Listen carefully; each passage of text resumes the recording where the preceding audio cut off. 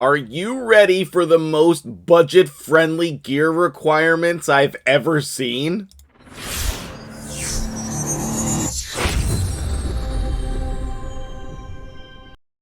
What's up, guys? MtgJedi here, and we have got something really special for you today. I am sure that I'm gonna butcher his name, so I'm just gonna call him Cha-Cha, but my dude here has made an amazing team that I am very excited to share with you. Recently, I think it was this week, I made this video covering Drokgul the Gaunt in Fire Knight Hard, and he was absolutely amazing. And in that video, I was taking a look at the comments section, and my dude Cha-Cha was like, hey, I have this amazing Drokgul clan boss team, and immediately I was like, heart, please message me in Discord. So if you are active in your comments section in my videos, then I would love to feature things on your channel, on my channel, on your account, excuse me.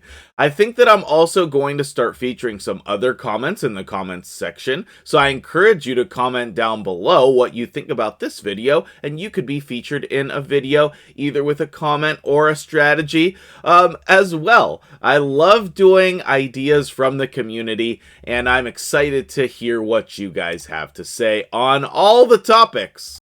Ah, very nice. My dude won his CVC. Congrats, man. So here's the plan for the video today. I'm going to give you a little bit of background on my dude that he shared with me here. I'm going to give you a little bit of background on the team. Most importantly, there are some critical factors on this team that allow you to stay affinity friendly for all, for Ultra Nightmare and Nightmare.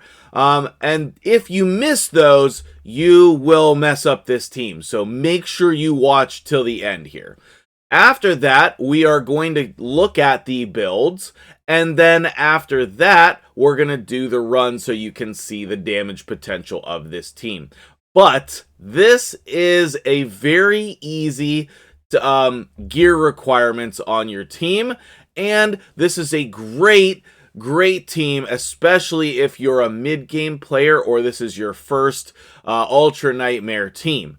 I think there are other teams that are going to give you more damage than this team. However, I think this team is really amazing and more people need to know about it. So, my dude Cha-Cha here is a very low spender. He is buying the daily gem packs sometimes and some warrior circle energy packs sometimes, but like extreme low spender here. Very little money put into the game, but Drokgul was his first legendary he ever opened.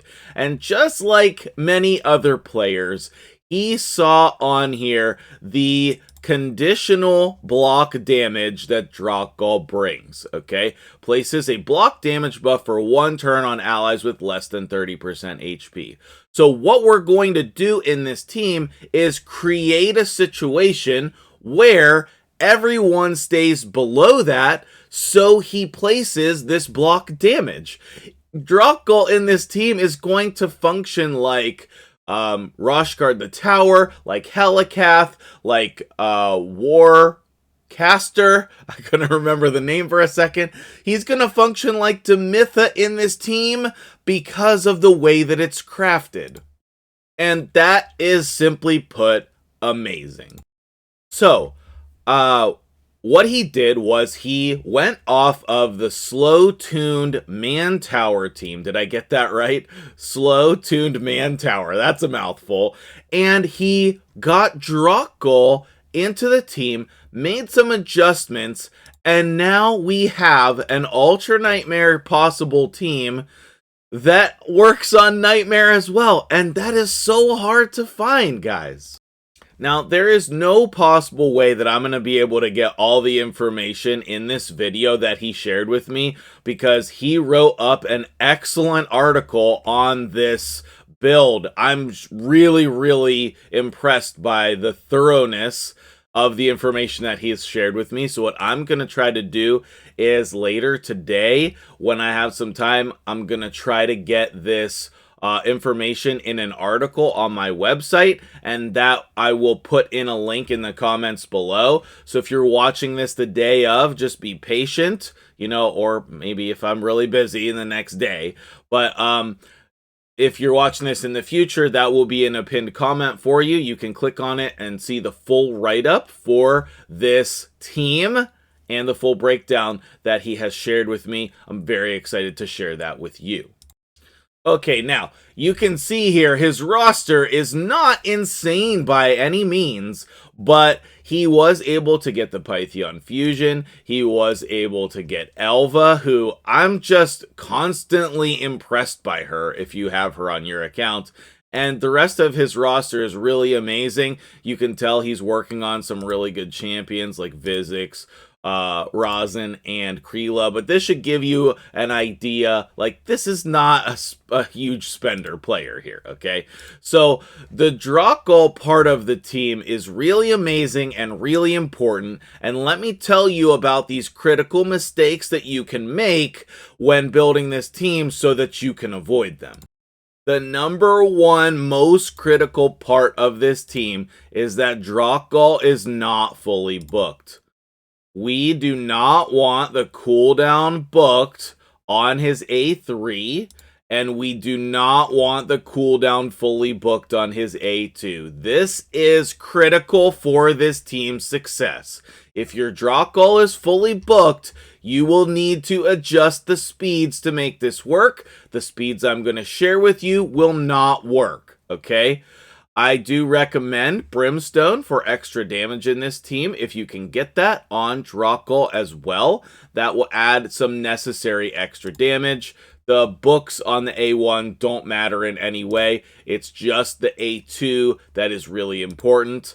I don't think that the A3 matters, but I would just try to focus on this A2.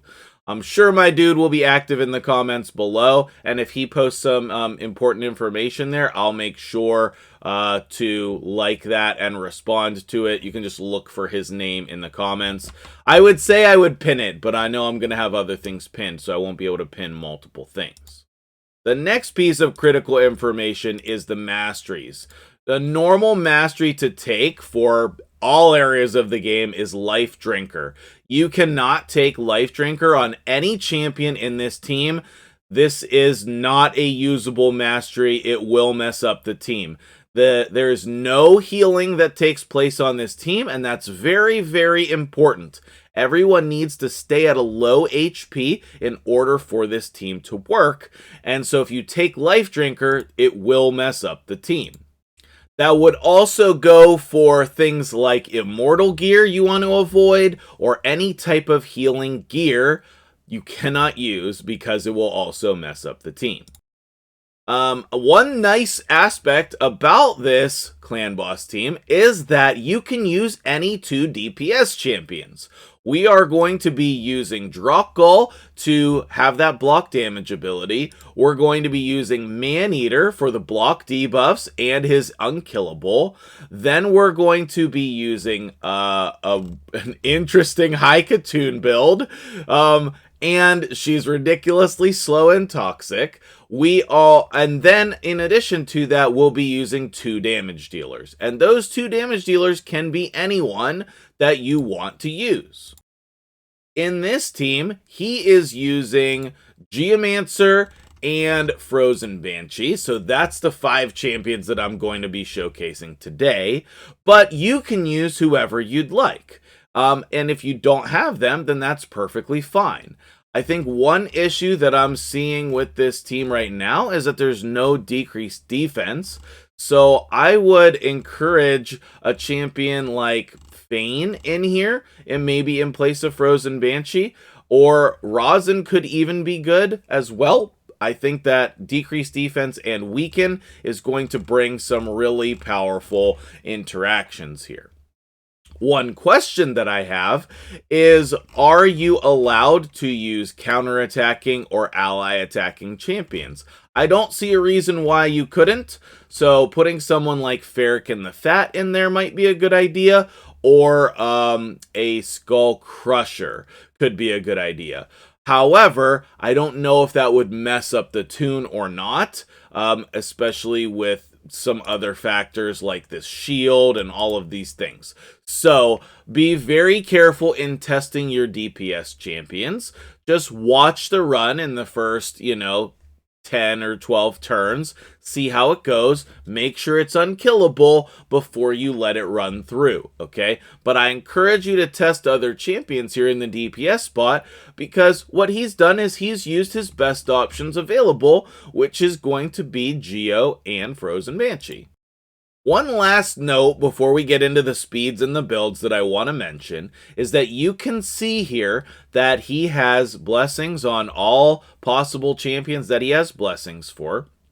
He's been really thoughtful about how to get extra damage into this team with the gear, the blessings, all of the parts that he can manage to get extra damage he has thought about, and he's been very thorough with that, okay? All of that detail will be in the article. I'm going to try to mention as much of it as I can here today.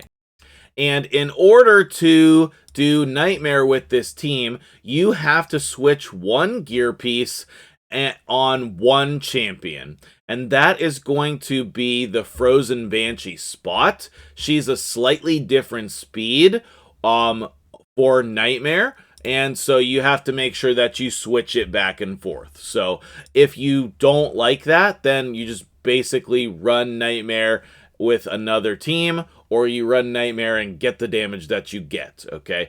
But a lot of people used to, back in the day, switch gear pieces in order to make different teams work on Ultra Nightmare and Nightmare. We're pretty used to not doing that at this point, but that is something that used to be pretty normal, and he's incorporated that with this team so that you can run it on Nightmare. I still appreciate that, and then you can just do what's best for you in the situation. Okay, moving on to the builds, I want to tell you that all of this gear is leveled as such on purpose, okay? Normally, when I see a team like this with level 8 and level 12 stuff and level 8s, I'm very critical about it. However, this is important for this team. You need to pay attention to the HP of each champion in this team. Okay, try to get as close to these numbers as possible, but test it. If you think it can work a little bit different than this, build it as such and run it like that, okay, and test it. But pay attention to the HP and defense levels of the champions and the speeds as well, okay? So Drokgul is going to be at 214. He has 1894 defense and 43,000 HP. His gear sets are nothing important here, okay? His gear sets are nothing important. The Maneater is the fastest one in the team. He is going to have 256 speed. He has 1700 defense and 42,000 HP. If I were you, I would be trying to get crit rate gloves on here, because those you should be able to max out and put at level 16. I would be trying to get an attack percentage chest on here and not HP percent. If you can get the HP percent in other places, that would be another way to get damage here. I would also be maxing out an attack ring, and I would be maxing out an attack banner. Those would be ways to get more damage out of this team. There are plenty of ways to actually add gear on here that is not going to change your build, okay? So I think that there is more possibilities for the Maneater build, and there might even be more possibilities for some of the other builds as well. So if you think that you can keep the speed tune intact, I encourage you to work on these builds and improve them, because I think that that's possible. We have Cruelty as a blessing on him, and then typical Clan Boss masteries with counterattack. If you need help with that, please let me know.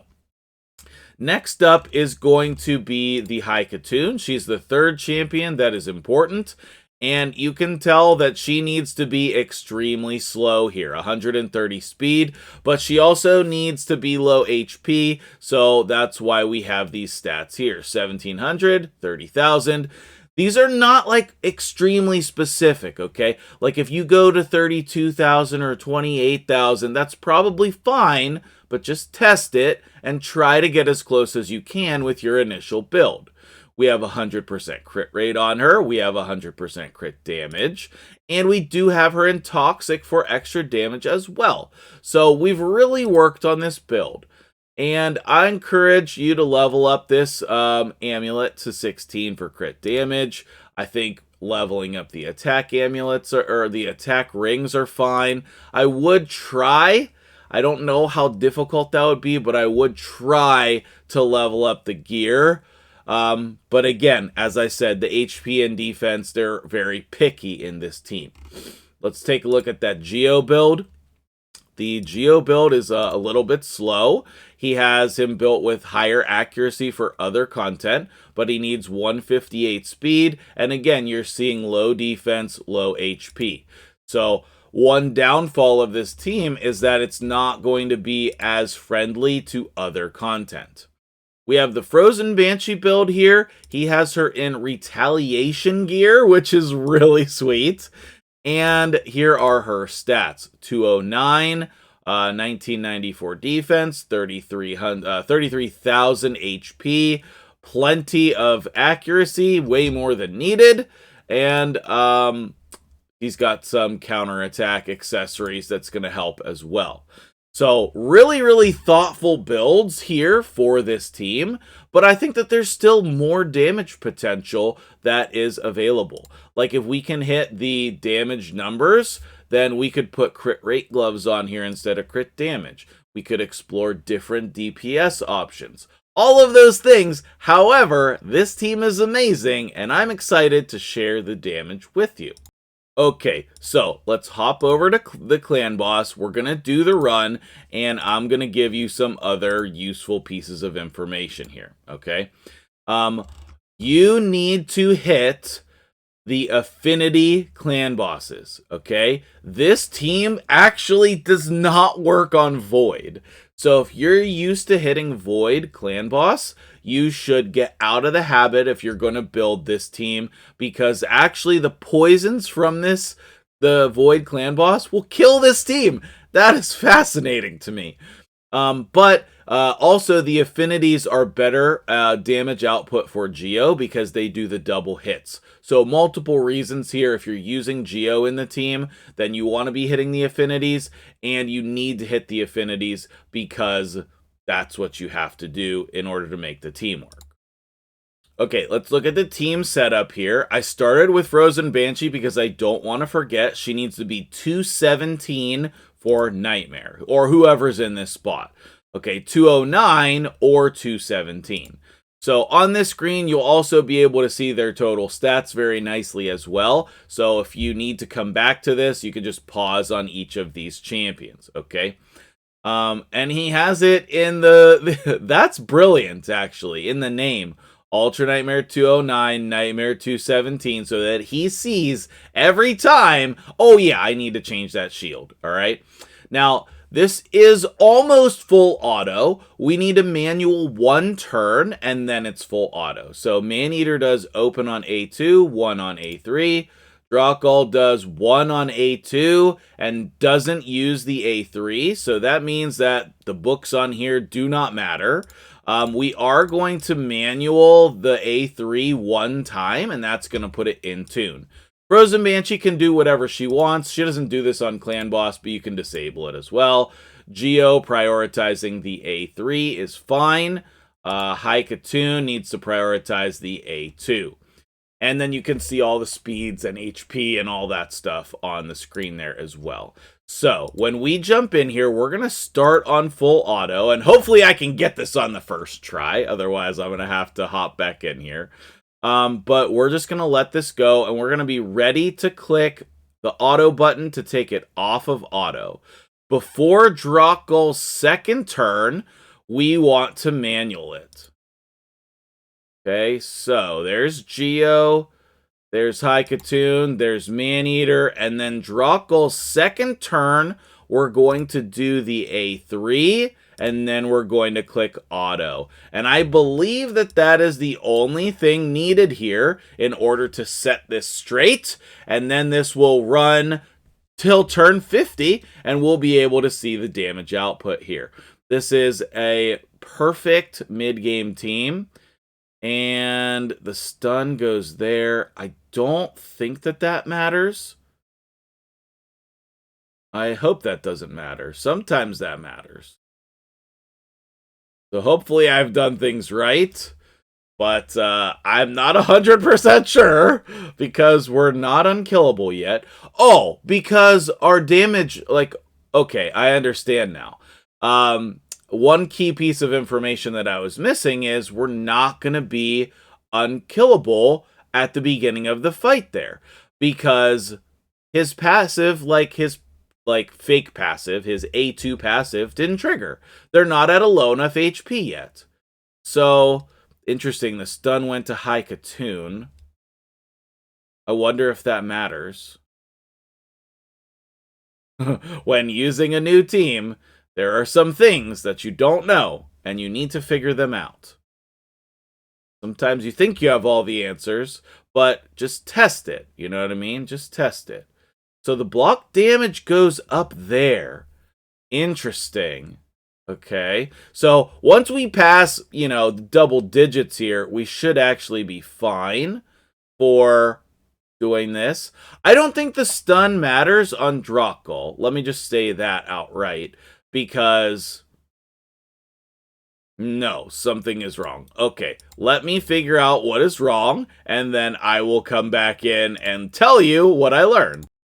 Okay, my reading skills have failed me. Okay, so what I was reading is later in the fight, you can, if you want more damage, manual Drokgul's A3 on certain turns, which this is brilliant, and that will give you an AoE counterattack on everyone. You can do this on turns 19, 25, 31, 37, and 43.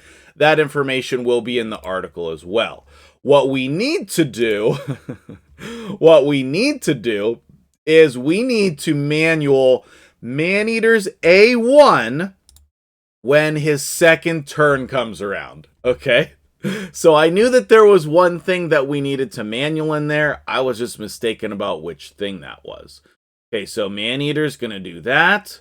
Then everybody else is going to go. Okay. We have Geo there. We have Haikatoon. And then we manual Maneater's A1. Then we hit auto. Okay. Now everything should be good to go. What that does is we delay his A3. I really wonder if we could just opener A1 and one on A2, but I think that would mess things up. And you can see that nobody gets stunned there because the stun targeting goes to Haikatoon, and she is already unkillable with the block debuffs. Oh, thank goodness. Okay, so I hope this is better now. As far as I know, that's everything.